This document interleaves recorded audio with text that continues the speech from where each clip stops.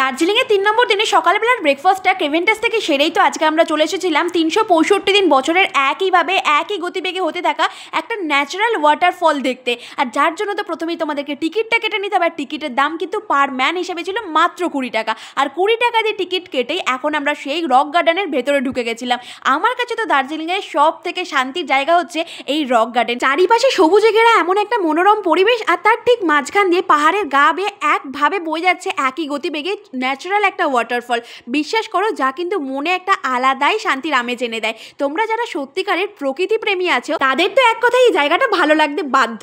আমার তো নিজেরই প্রথমবার এসে মনেই হচ্ছে না যে এই জায়গাটা ছেড়ে যাই। চারিদিকের এই এত মনোরম একটা পরিবেশ আর এত সুন্দর একটা ন্যাচারাল ওয়াটারফল ছেড়ে কারোর কি আর যেতে ইচ্ছা করে বলো তো? আর বর্মশাইয়েরও কিন্তু ঠিক তেমনটাই হয়েছিল। তবে আমরা এখানে আরও কী করেছিলাম বা এই জায়গা সম্পর্কে আরও ডিটেলসে সব ভিডিও নিয়ে খুব তাড়াতাড়ি আসবো পরের পার্টে। আজকের মতো এখানেই টাটা।